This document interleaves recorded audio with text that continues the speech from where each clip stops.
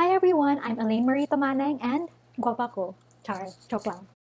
Hello everyone, I am Elaine Marie Tomaneng and you can call me Elaine and this is Law with Elaine. So I am a BSA student under the ever guwapo Sir Attorney Adrian Fernandez and kung guwapo siya, guwapa sad ko, liwat jud ko mo lang, diba? So without further ado, let's get into discussing the articles for the law on partnership and corporation. So just a disclaimer, I won't be reading the articles word for word kay makabasa mo monos and it's just right there. So I'll just hop on to discussing the articles. Article 1845. The contributions of a limited partner may be cash or property but not services. So let's take this as an example. So ga-form ko partnership with my barkada, Mickey Mouse, Minnie Mouse, Goofy, o Donald Duck. Nagsabot mi na limited partner ako para dili ko personally liable for the debts of the partnership. So as a limited partner, I am merely an investor. Since dato mang char in my dream, I will contribute either money or property.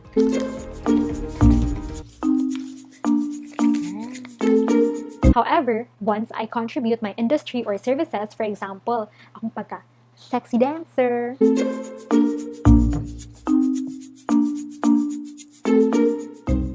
then I will be considered as a general partner. So Article 1847. In this article, we're talking about a false statement in the certificate. This certificate will be submitted to the Securities and Exchange Commission. Therefore, it must contain the truth since it is a public document. So for example, partner ko sa partnership, kung sayop ang akong contribution gibutang dito, instead of 1 million pesos, kay 500,000 ra. This is false. Sayop man dyan ni, eh? So if there is a false statement in the certificate, any party to the certificate containing a false statement is liable, provided that the following requisites are present. Number 1, he knew the statement to be false at the time he signed it, or pagkahuman na ana siya nakibalo, niyawa ka siya gibuhat to cancel, amend, or file a petition. Number 2, nirely ko sa false statements when I did business with a partnership. Number 3, ako ni-suffer kog loss because of my reliance sa false statements. So ako, maka-enforce kog liability, tahay penalty sa mga guilty partners.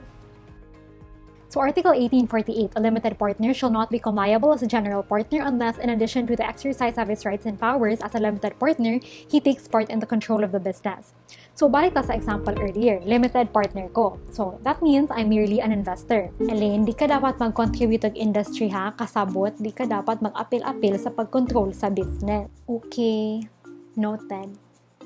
However, if gahi jud ko ulo, and mag-apil-apil jud ko sa pag-control sa business, I will be liable to the extent of my personal liabilities.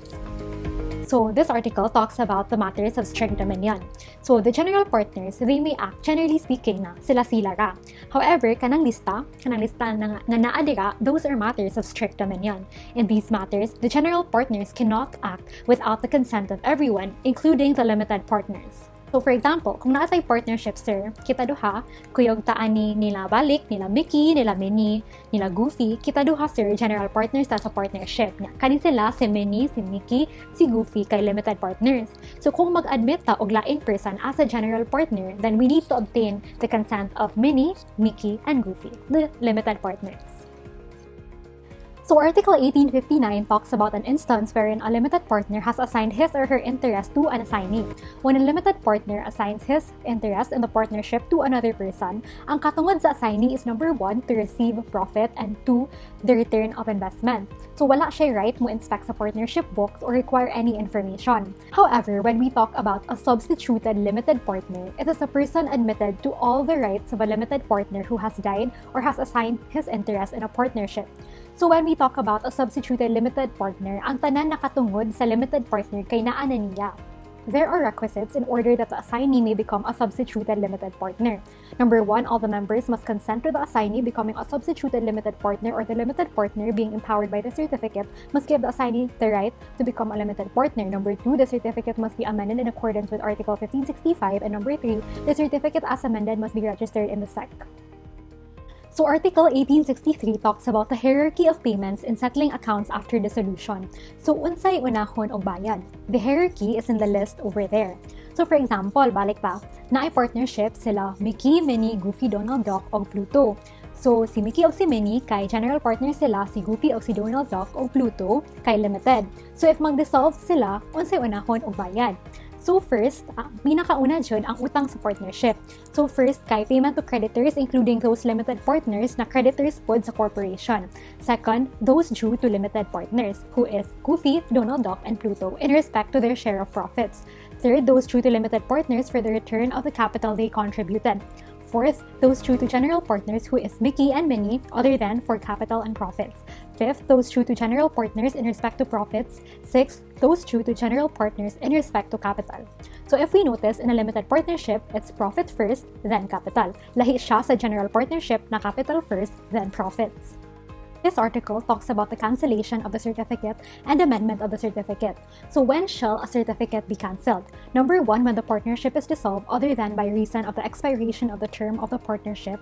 Or number 2, when all the limited partners cease to be such. However, ang cancellation, lahi na siya sa amendment. Sa amendment, na ay i-change sa certificate of partnership. Na ay lista dira when a certificate shall be amended. Moora na atong i-follow.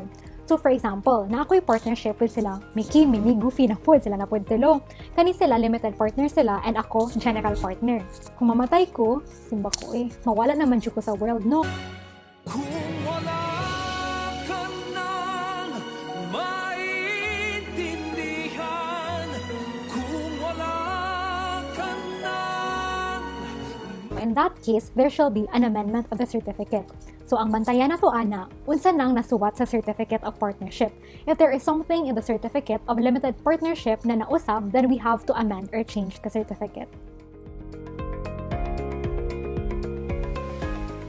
In this article, we're talking about a circumstance wherein there is an amendment or change in the Articles of Incorporation. So what do we do in this instance? If we need to amend any provision or matter in the Articles of Incorporation, we need number 1, the majority of the votes of the Board of Directors, and number 2, 2/3 of the outstanding capital stock. So let's take, for example, M Corporation is composed of a board of directors, namely Mickey Mouse, Minnie Mouse, Goofy, Donald Duck, and Pluto. So if they want to amend something in their Articles of Incorporation, for example, they will amend their principal office from Cebu City to Mandaue City, they would need majority of the votes of the board of directors, which is 3, considering that they are 5 directors. Furthermore, they need an approval of 2/3 of the outstanding capital stock. So example, if there are 60 million shares with a par value of 10 pesos each, then the outstanding capital stock would be 600 million.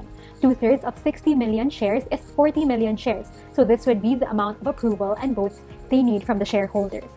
So how will they amend the Articles of Incorporation? The changes made shall be indicated and underlined in the amended Articles of Incorporation, and a copy of such, duly certified under oath by the corporate secretary and a majority of the directors or trustees, with a statement that the amendments have been duly approved by the required vote of the stockholders or members, shall be submitted to the Securities and Exchange Commission for approval. So you may ask, when will the amendment take effect? It will take effect upon their approval by the SEC, or if wala gi-apply dayan ang changes sa corporation, it will take effect 6 months from the date of filing. So if you file January 5 and the SEC still hasn't approved or rejected the amendments by July 5, then it will already take effect. So diba, in the previous article, we talked about the amendment of the Articles of Incorporation. So there are instances that the SEC can disapprove such amendment or the Articles of Incorporation itself. The article states the instances for the grounds of disapproval. So these are: for example, there are specific laws here in the Philippines which require certain Filipino percentage of ownership in certain industries. So for example, in the mass media industry, 100% Filipino ownership is required. If this is not followed in the Articles of Incorporation, the SEC may of course disapprove it. If the SEC disapproves it, it shall give the incorporators, directors, trustees, or officers a reasonable time from receipt of the disapproval para ma-modify or ma-change nila ang portions of the articles or amendments nga gi-disapprove. Additionally, the Articles of Incorporation of banks, banking, quasi-banking institutions, pre-need, insurance, and trust companies shall only be approved if there is a favorable recommendation given by the appropriate government agencies that such articles or amendment is in accordance with the law. So this article talks about the disqualification of directors, trustees, or officers. So if any of the following instances listed there would be present within 5 years prior to election or appointment, then ma-disqualify sila from running as a director, trustee, or officer of any corporation. So for example, if I was an ex-convict of murder, so simbak ko kahadlok.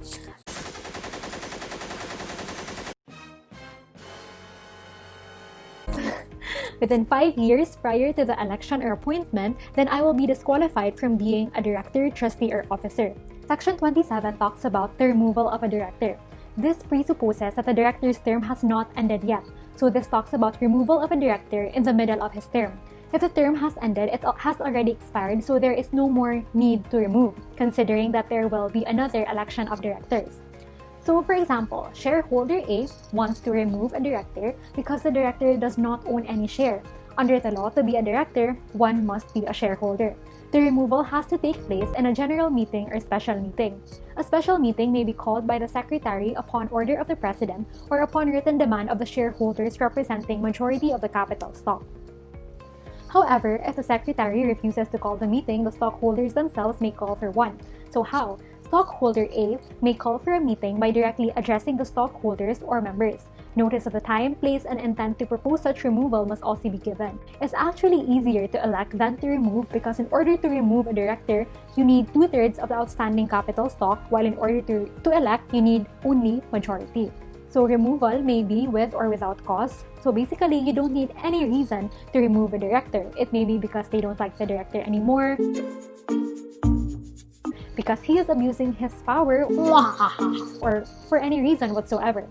However, the last paragraph of this article, which speaks of removal done by the Securities and Exchange Commission, such can only be ordered when the director is disqualified, like when a director has been convicted by a final judgment of an offense punishable by imprisonment for more than 6 years, like murder. If a shareholder does not like the director, they cannot just simply ask the Securities and Exchange Commission to remove. It has to be based on a ground for disqualification of a director. Also, the SEC may still order the removal, even without complaint from a shareholder, in certain exceptional instances like where the director is publicly known to be insane. This article talks about the liability of directors, trustees, or officers kung makasala sila. So, when can the directors, trustees, or officers be held liable? There are 3 conditions. Number 1, he or she is a director, trustee, or officer. Number 2, he or she is guilty of gross negligence, or he or she uses his position or the information he or she is aware of to earn profit or benefit for himself. Third, his or her action causes damage to the corporation. So for example, the corporation is engaged in selling vitamins na maka-bright jud. Kung inom ka nga vitamins, ma-perfect dahin ka sa tanan exam. Liman ka. However, I, as a board of directors, is aware of the formula to produce that certain vitamin. And I sold that confidential information to the competing pharmaceutical company in exchange for a sum of money.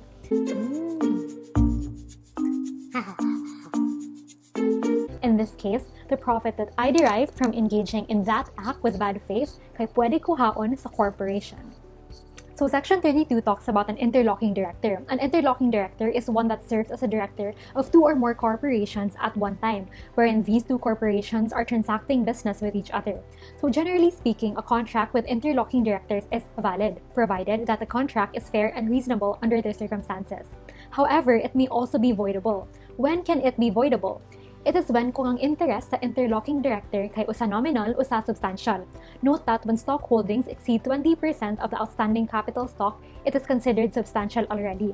So as far as the corporation is concerned, wherein there is a director with nominal interest, it is considered as voidable. This means that the contract is valid until annulled.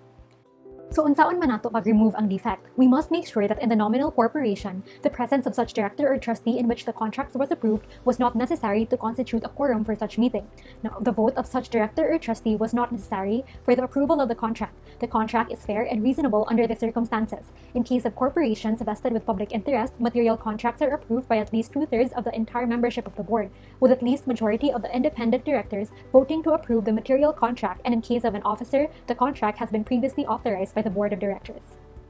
This article talks about an executive committee. This executive committee represents the board of directors. If the bylaws so provide, the board may create an executive committee to decide on matters that need immediate action, especially when the matters that arise become somehow frequent that the majority of the BOD cannot call a meeting immediately. Di ba ko free mag-meeting? Uy, maghimo na lang daw si Mickey, si Minnie, o si Goofy o executive committee.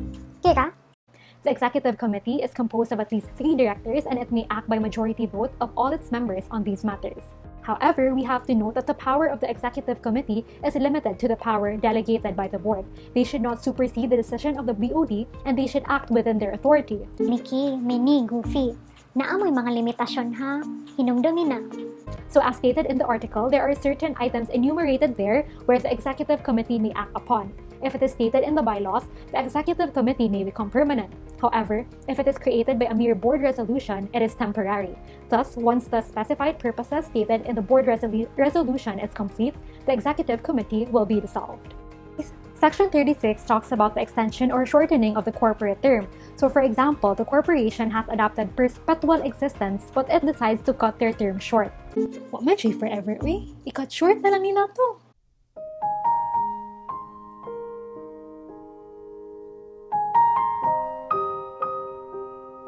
So in order to do this, we need number 1, majority vote of the board of directors or trustees. So if there are 7 directors, you need the approval of 4. And number 2, at least 2/3 of the outstanding capital stock. So I already discussed what 2/3 of the outstanding capital stock meant earlier, so di na nato balikon ha. A meeting has to be called for the purpose of voting, and a notice to the stockholders or members indicating the proposed action, time, and place of the meeting shall be sent at their respective place of residence. Remember, the agenda of the meeting shall always be stated, or else it is defective. The notice can also be sent electronically in accordance with the rules and regulations of the Commission on the use of electronic data messages. In addition, we also note that in case of extension of corporate term, a dissenting stockholder, a person who says no in the meeting, can exercise the right of appraisal under the condition provided in the revised corporation code. Basically, he will return his shares to the corporation. The corporation shall pay the stockholder, upon surrender of the certificates of stock, the fair values as of the day before the vote was taken, excluding any appreciation or depreciation. Further, the right of appraisal can only be exercised when the corporation still has unrestricted retained earnings to cover the payment to the shareholder. This section talks about the investment of corporate funds in another corporation or business or for any other purpose. Generally speaking, with regard to investment in corporate funds in another business or corporation, we need number 1, approval of the majority of the board of directors or trustees, and number 2, ratification of 2/3 of the outstanding capital stock or at least 2/3 of the members in the case of non-stock corporations at a meeting duly called for the purpose. However, if it is proven that the investment is reasonably necessary to promote the primary purpose of the corporation, as stated in the Articles of Incorporation, ang katong requirements na akong giingon earlier will be forgone. So for example, the corporation sells fruit salad and it buys shares in a corporation selling fruits. Then the approval of the majority of the board of directors or trustees and the ratification of 2/3 of the outstanding capital stock or at least 2/3 of the members in the case of non-stock corporations at a meeting duly called for the purpose is not necessary anymore. So this article talks about place and time of meetings of stockholders or members. For example, the principal office of the corporation is in Makati. However, the stockholders meeting took place in Cebu.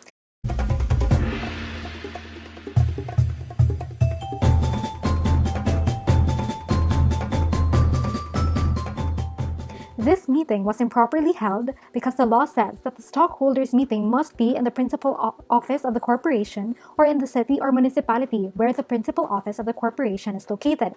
However, it shall be valid provided all the stockholders or members are presented or duly represented and none of them object to what is being discussed or transacted in the meeting, just because the meeting is not lawfully convened. The notice of the meetings shall contain the following. It's right here. So Section 51 talks about the quorum in meetings. Now, what is a quorum? Now, I will be giving an example.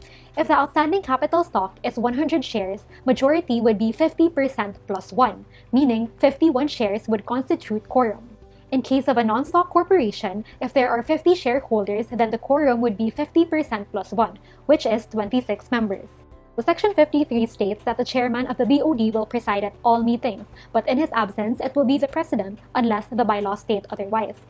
So for example, we have Adrian Corporation. Ang chairman sa BOD kay si Sir Adrian Fernandez. Then ako ang president. Generally speaking, siya ang preside.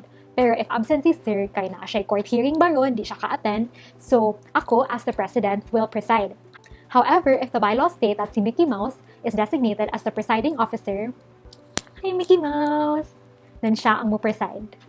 So this article talks about the consideration for stocks. Remember, stocks shall not be issued for a consideration less than par or issued price thereof. The consideration for the issuance of stock may be any form from those enumerated there.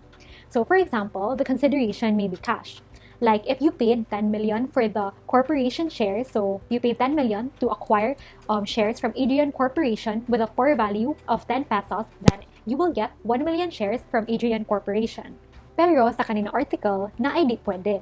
Hi Minnie Mouse! Sabot ha, we will issue 5 million shares to you now, but in the future, you have to audit all our books of account. Pwede?